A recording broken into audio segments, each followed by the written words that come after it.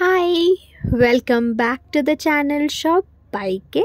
আর যারা তোমরা আজকে আমাকে প্রথমবার দেখছো, হাই গাইজ, আমি ঝেলেক দুবাই থেকে। আর তোমাদেরকে আমায় তোমায় মিলেতে স্বাগত। এতদিন ধরে নাইট শিফট চলছিল, তোমরা জানোই। আজকে নাইট শিফট শেষ হলো, তাই আজকে আমি সারা দিন ঘুমিয়েছি। এখন রাত্রেবেলা অর্ডার করে খাচ্ছি ধোসা, মশালা ধোসা অর্ডার করেছি। তন্ময় অফিস থেকে খেয়ে আসবে, আমাকে বললো ঝিলিক তুমি ওয়েট করো না, তুমি আজকে খেয়ে নাও, খেয়ে ঘুমিয়ে যাও।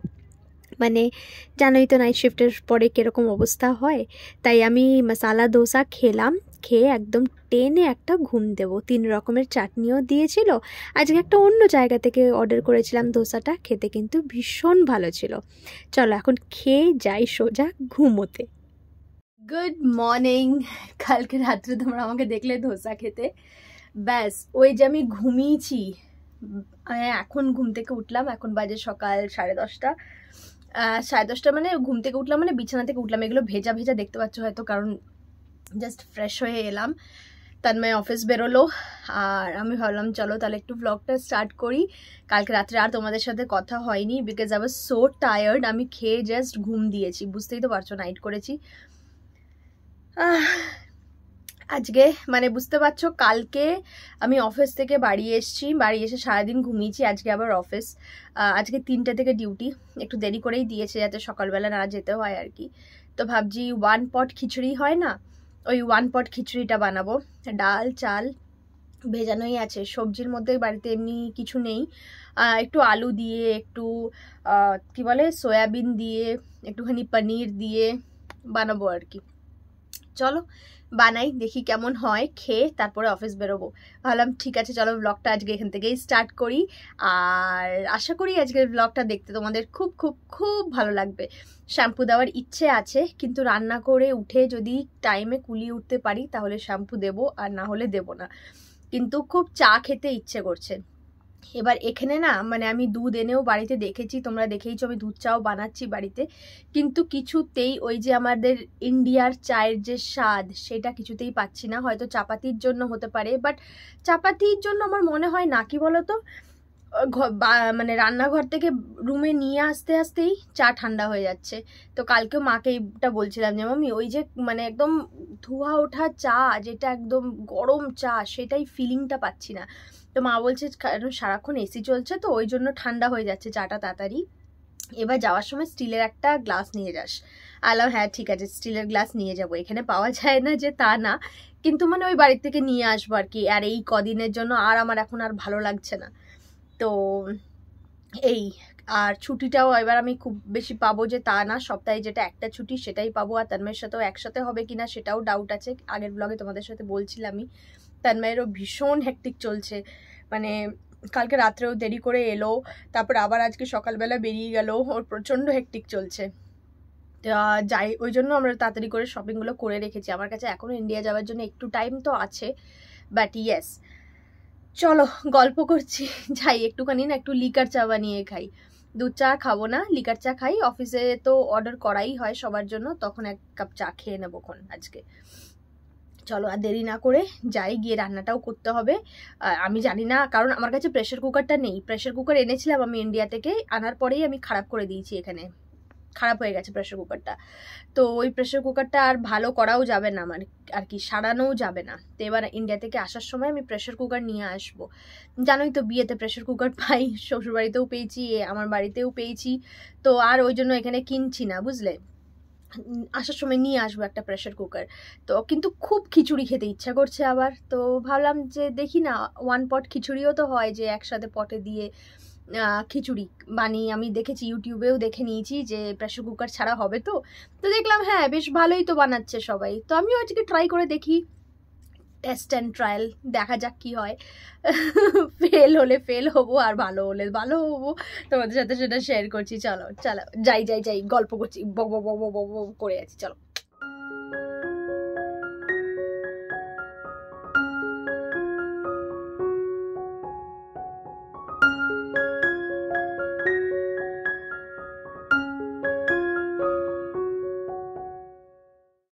এই যে সব কিছু আগে থেকেই ভেজানো আছে, চাল ডাল সয়াবিন আগে থেকেই ভেজানো আছে যাতে আমার খিচুড়িটা হতে বেশিক্ষণ সময় না লাগে। আর এই যে পনির যেটুকু আছে সেটুকু আজকে ইউজ করে নেব। আর ভাবলাম চাটা আগে একটুখানি খেয়ে নিই। অনেকে এইটা দেখে আর বলে, আমার মাও বলে যে বিশাল বড় মগ তো রে তোর চা খাওয়ার জন্য, কিন্তু আমি না পার্সোনালি ছোটো কাপে চা খেলে না ঠিক শান্তি লাগে না। আমার মনে হয় একটু বড় বড় একদম কফি মাগ হবে, তার মধ্যে চা হবে। আর আজকে তো আমার পছন্দের দুধ চা হয়নি, কাজ চালাচ্ছি লিকার চা দিয়েই। ভাবলাম চা খেতে খেতেই হাতের কাজগুলো সেরে নিয়ে আলু পেঁয়াজ লঙ্কা টমেটো যা যা কাটার সেগুলো কেটে নেব। আসলে কি বলো তো, ইন্ডিয়াতে তো চলছে এখন বর্ষাকাল, এখানে তো আর সেই বর্ষাকাল পাচ্ছি না। আর কিন্তু ওই যে বর্ষাকালে খিচুড়ি সাথে একটা ডিমের অমলেট, পাশে বেগুন ভাজা, বাঁধাকপির তরকারি বা আলু ভর্তা, এইটার যে ডেডলি কম্বিনেশন, আর এটা কি করে ভুলে গেলাম, ইলিশ মাছ ভাজা খিচুড়ির সাথে, উফ আহা, এইটা তো ভুলে গেলে চলবে না বলো। এইটা ভাবতে ভাবতেই মাঝে মধ্যে মনে হচ্ছে না না অনেক দিন হয়ে গেল খিচুড়ি খাওয়া হয়নি, বৃষ্টি পড়ছে না তো কি আছে, চলো এখানেই খেয়ে নিই, মানে এখানেই বানাই, আগে খিচুড়িটা বানাই। তাই জন্য আর তর্স হইল না, খিচুড়ি বানাতে চলে এলাম। প্রথমেই প্যানে তেল গরম হওয়ার পর দিয়ে দিলাম জিরে ফোড়ন আর তেজপাতা, তারপরে আলুটা দিয়ে ভালো করে ভেজে নিলাম। আলুটা ভাজা ভাজা হওয়ার পর দিয়ে নিলাম তোমার পেঁয়াজ লঙ্কা দিয়ে ভালো করে ভাজলাম, দিলাম আদা বাটা, তারপরে আবার একটুখানি ভেজে তার মধ্যে মশলাগুলো দিলাম, হলুদ জিরে গুঁড়ো ধনে গুঁড়ো দিয়ে টমেটো দিয়ে আবার ভালো করে নাড়াচাড়া করে সয়াবিনগুলো দিয়ে আবার ভালো করে নাড়াচাড়া করে নিচ্ছি যাতে সয়াবিনগুলোতে ভালো করে মশলাটা ঢুকে যায়। তার মধ্যে দিয়ে দিলাম নুন স্বাদ মতন, ব্যাস, আর একটুখানি চিনিও দিয়েছি। দিয়ে ভালো করে নাড়াচাড়া করার পর আগে থেকে ভিজিয়ে রাখা যে চাল ছিল সেটা ডালটা দিয়ে আবার ভালো করে একটুখানি ফ্রাই করলাম, ওই যে ভুনা খিচুড়ি বলে না, সেই ভুনা খিচুড়ি টাইপের আর কি। ভালো করে সব কটাকে একসাথে মিক্স করার পর দেব হচ্ছে এর উপরে জল দিয়ে ব্যাস হয়ে গেল আমার ভুনা খিচুড়ি রেডি। সত্যি বলতে খেতে কিন্তু খুব ভালো হয়েছিল।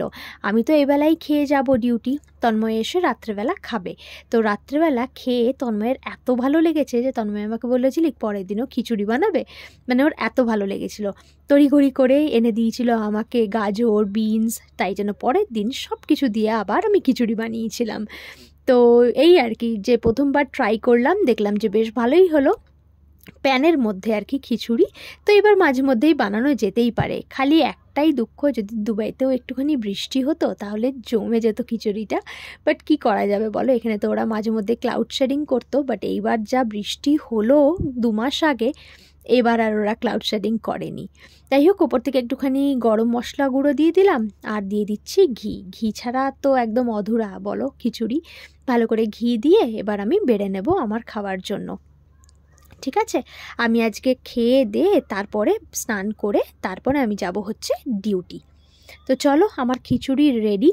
তোমরা মানে আমার ভিডিওটা দেখে মানে কেমন লাগছে বলো, খিচুড়িটা দেখতে কেমন হয়েছে বলো, দেখতে কি ভালো হয়েছে না?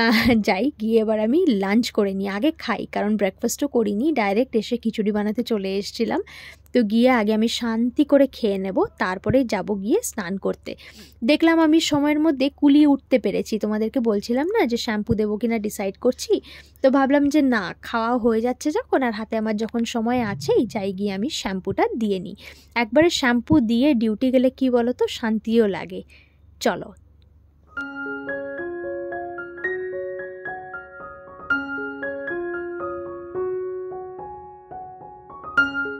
After a very nice relaxing shower বেরিয়ে পড়লাম অফিস। এই টপটা যে তোমরা আমাকে দেখছো, এটা আমাকে শীতকালেও পরতে দেখেছো, গরমকালেও পরতে দেখছো, তাই না? মনে আছে আগের ব্লগগুলো? এই টপটা এত ভালো তোমাদেরকে বলে বোঝাতে পারবো না।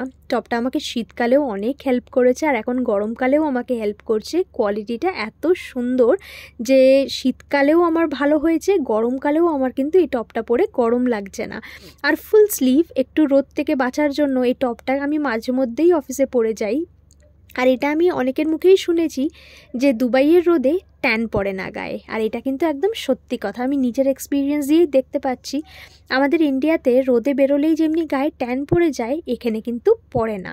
তাই এটাই আমি নোটিস করলাম এই 1 বছরে, যে ট্যান পড়েছে যে রোদে বেরিয়ে খুব একটা, সেটা কিন্তু হয়নি। বাইরে কিন্তু প্রচণ্ড রোদ, বাট ইয়েস, আমি সেফ সাইডে থাকার জন্য ফুল স্লিভই পরি। আর আজকে তোমাদের সাথে ব্লগে আমি এটাই শেয়ার করব যে আমার ক্যারাটিন ট্রিটমেন্ট এক্সপিরিয়েন্স 8 মান্থস হলো আমি ক্যারাটিন ট্রিটমেন্ট করেছি চুলে, and what is my experience.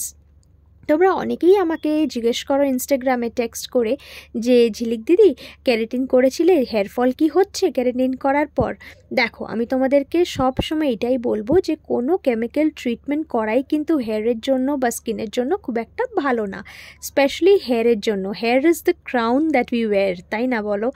এবার সেটার সঙ্গেই যদি ছেড়খানি করাটা খুব একটা বেশি ঠিক না। বাট আমিও আমার এক্সপিরিয়েন্স দিয়ে তোমাদেরকে বলছি, আমি আমার চুলের উপর অনেক অত্যাচার করেছি, অনেক কালার করেছি চুলে। হ্যাঁ, স্ট্রেটনিং বা ক্যারাটিন এই প্রথমবার করলাম। অনেক ইচ্ছে তো আমার ছিল অনেক বছর আগে থেকে, বাট তারপরেও ভাবতাম যে না করবো না। তো ফাইনালি এখানে আসার পর আমার কলিগদের থেকেও রিভিউ নিয়ে ভালো করে জিজ্ঞেস করে তারপরে went ahead with keratin. আমি করেছি ব্রাজিলিয়ান ক্যারাটিন। আর to be honest, Brazilian keratin করার পর থেকে আমার কিন্তু হেয়ার ফল অনেকটা কমে গেছে। তাই তোমাদেরকে আমি এটাই বলবো যে তোমরা যদি করতেই চাও, গো হেড উইথ ক্যারাটিন, স্ট্রেটনিং করো না। স্ট্রেটনিংয়ে কিন্তু হেয়ারের জন্য অনেক বেশি ক্ষতি হয়। তাই যদি তোমরা করতে চাও একটা ভালো জায়গা থেকে ব্রাজিলিয়ান ক্যারাটিন করো, আমার মনে হয় সেটাই তোমাদের জন্য ভালো হবে। আমার হেয়ারের জন্য এটাই ভালো হয়েছে, আর 8 মান্থসে আমার চুলটা কিন্তু এখনও মোটামুটি স্ট্রেটই আছে। তো চলো, আজকের ভিডিওটা আশা করি তোমাদের দেখতে ভালো লাগলো। আমি যাই, সারাদিনটা অফিসে এবার কাটাই। ভিডিওটা ভালো লাগলে লাইক, কমেন্ট, শেয়ার, সাবস্ক্রাইব করে পাশে থেকো। টাটা।